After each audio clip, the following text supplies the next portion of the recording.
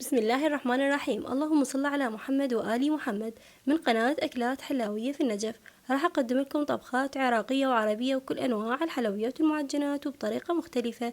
شلونكم؟ شو أخباركم؟ إن شاء الله تكونون بخير. رجعت لكم فيديو جديد ووصفة جديدة. حبيت أشارككم اليوم مقبلات الكبدة، طعمها كلش طيب. هسه خلونا نشوف المكونات. عندي هنا كمية من كبدة الدجاج تقريبا نص كيلو، حبة بصل مقطعتها إلى 4، ونص حبة ليمون، وكم سن من الثوم،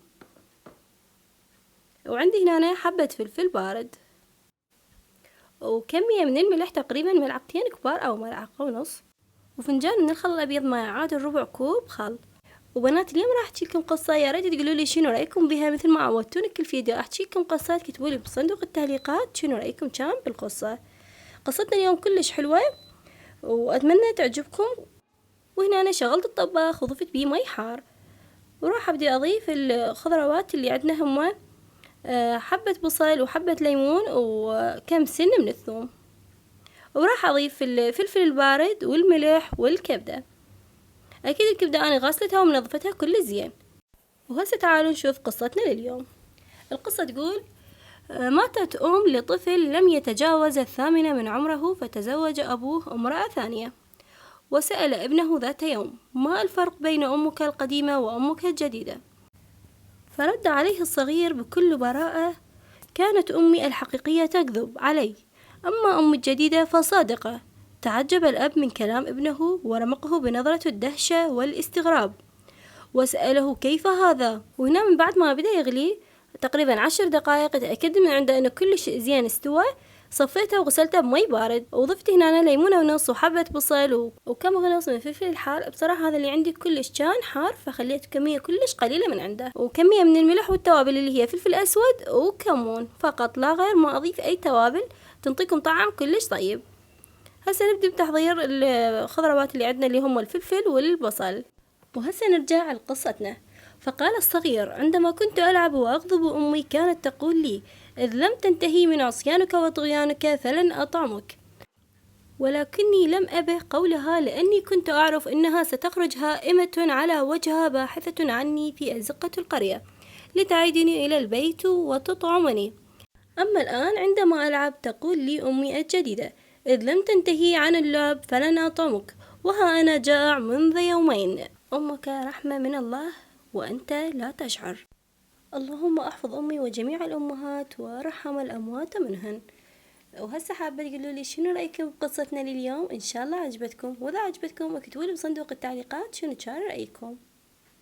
ومثل ما تشوفون هنا من بعد ما قطعت البصل والليمون والفلفل الحار، راح أبدأ بإضافة الفلفل الأسود والكمون ورشة الملح. ليش رشيت بعد ملح؟ ضفت لأن أنا ضايفت له بأثناء السلق، بس من بردته أكيد راح الملح من عنده.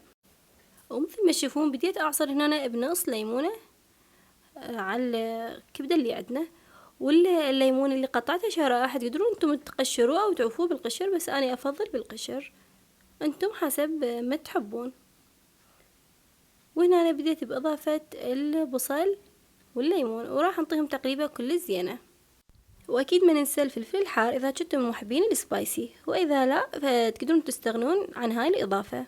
وهنا انا راح ابدي اقلب بيه كل زين. واذا عجبكم محتواي وفيديوهاتي يا ريت تسوون مشاركة للاهل والاصدقاء، واكون كلش ممنونة من عندكم. واذا كنتوا حابين تضيفوني انستا او فيس او تيك توك، الروابط موجودة بالتعليق الاول، اكيد انا مثبتتهم بكل فيديو. وطبعا احب ارحب بمشتركين القدامى ومشتركين الجداد، واقول لكم مليون اهلا وسهلا بكم، وان شاء الله القناة تنال اعجابكم، ويا رب تكون فيديوهاتي حلوة وما تملون من عندها. وهنا أنا هسه جينا بالنوع الثاني اللي هو ضفت ثاني، يعني بس مكونات كلش قليلة، اللي هي كبدة الدجاج، وراح أضيف عليه دبس الرمان. دبس الرمان كثره وينطيكم طعم كلش طيب. وراح أضيف قليل من الباربيكيو صوص، كلش قليلة تخلونه هواية، بس ينطينا طعم طيب. وهنا أنا نعناع مجفف، وإذا عندكم فريش بعد أفضل. وراح أقلبها كل زين. هنا أنا بهاي المقبلات ما انطيتكم يعني مقادير معينة وشي، حسب الذوق انتم شلون تفضلون الطعم يكون تسوون على هذه الطريقة. وهنا أنا أكيد ما ننسى الملح، لأن مثل ما قلت لكم أنا غسلته كل زين، فأكيد راح جزء من الملح هواية من عنده. وأقلبهم كل زين حتى كل قطع الكبدة تتغلف بالدبس الرمان. إذا سألتوني هي تفضلين، أكيد راح أقولكم أفضل بيها دبس الرمان، طعمها كلش طيب، حامضة على حلا، وتقدرون تستغنون عن الباربيكيو صوص بصراحة، بس الدبس الرمان واحدة كلش كفاية وياها، انت طعم كلش طيب، وحتى زفرة ما بيها أبد، لأن مثل ما شفتوا أني سلقتها بالفلفل البارد والثوم والليمون والبصل، فهذول امتصوا وشكوا زفرة بالكبدة عندنا. هسه أنا من بعد ما قلبتهم كل زين وصاروا جاهزين ويانا، راح أجيب صحن التقديم وأقدمهم بيه.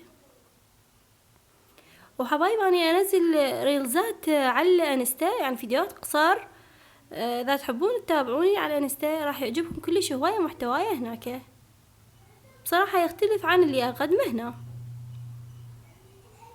وهنا بديت أقدمه بهذا الشكل. هاي راح تكون عندكم كلش سبايسي، مثل ما قلت لكم الفلفل اللي استخدمته كلش كان حار. وهنا راح أزينه بالجزر المبروش، وأكيد التزيين وطريقة التزيين راجعة لكم مثل ما تحبون وتفضلون، بس حسيته يعني الشكل والطعم راح يرهم وياه. وحبايب إذا وصلتوا لهاي الدقيقة وناسين مخلي لايك، يا ريت ما تنسونا من ضغطة اللايك، لأن اللايك يصعد لنا الفيديو. وهنا نبقى عندي همين شرائح الليمون، راح أضيفهم على المقبلات اللي بالليمون والسبايسي. وهذا هنا بصل ضفت عليه شوية من السماق حتى نكسر اللون وينطينا اللون كلش حلو، وهميتين يكون طعمه كلش طيب. وهنا أنا راح أضيف قليل من الفلفل الحار مثل ما تشوفون بهذا الشكل، هيك رشة قليلة. وكتبوا لي شنو حابين انزلكم الفيديو الجاي، مالح او حلو، وشنو تتوقعون الفيديو الجاي حيكون. انا محضرت لكم فيديو كلش حلو، فانتم توقعوا، والتوقع الصحيح راح اثبت تعليقه بالفيديو الجاي، شنو النوع الاكلة او النوع الحلو اللي راح اقدمه بالفيديو الجاي. يلا هسه اريد الكل يكتب لي تعليق كلش حلو. وهذا هنا يكون شكلها النهائي. اتمنى عجبكم الفيديو اليوم وما كان ممل، ويا ريت تقولوا لي شنو رايكم بالقصة.